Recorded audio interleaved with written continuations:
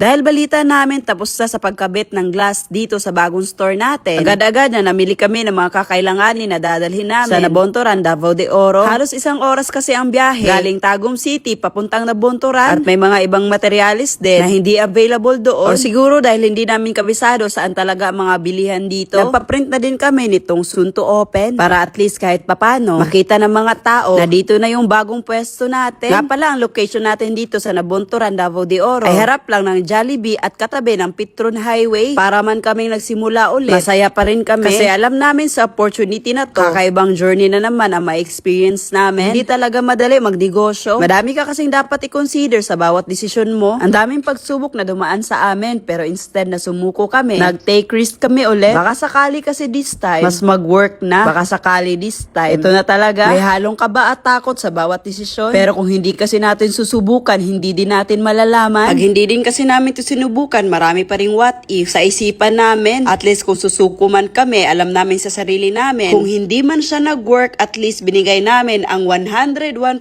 namin. At kung ano pa man ang pagsubok na dumaan sa amin, pagsisikapan namin na bawat problema ay malalagpasan namin. Alam nyo ba, tuwing may problema na dumadaan sa amin, iniisip namin, ano na naman kaya ang lesson nito para sa atin? Ano naman kaya ang dahilan kung bakit naranasan natin to? Instead na maging lugmok sa problema, mas pina-priority namin kung paano ito masusolusyonan agad. Share ko lang din sa inyo, dito sa pwesto natin dito sa Nabunturan, Davao de Oro, hindi talaga to ang first choice natin. Kumbaga, nakapag-reserve na talaga tayo ng isang pwesto malapit sa terminal. Pero dahil sa hindi inaasahang pagkakataon, akala ng owner doon nag-cancel kami. Nagkasabay kasi yung offer sa amin sa pwesto sa Tagum City at yung na-replyan natin na hindi natin kukunin yung pwesto, yung owner pala dito sa Nabunturan. Kaya buong akala ng owner dito sa Nabunturan, nag-cancel talaga kami. Tapos, sa side naman namin, hindi kami nag-cancel kasi nga, nasa isip namin na yung sa Tagum City, yung napag-cancel namin. Alam nyo ba, nung araw na yon may dala-dala na kami na sobrang daming helmet para sana mag-ready na kami sa paglinis at paglagay ng mga helmet. Kaso, hindi na nga pwede kasi may nakakuha na ng pwesto na yon. Nasa isip namin, siguro nga may mas nilaan si Lord na mas magandang pwesto para sa atin. Siguro nga nangyari to dahil may dahilan. Kaya naman kinabukasan, grabe talaga yung paghahanap namin ng pwesto. Sabi namin sa sarili namin, kung ngayong araw hindi tayo makahanap ng panibagong pwesto, ibig sabihin, mawawala na talaga ang branch sa Nabunturan. Pero grabe, sa araw na yon may nahanap talaga kami. At ito na yung pwesto na nililinisan, pinipinturahan, at inaayos namin. Naabutan na nga kami ng gabi sa pag-ayos dito. Sa nakikita nyo sa video, kami-kami lang din kasi. Wow! Ang galing-galing talaga ni Norme. Oh, wala pa rin kupas.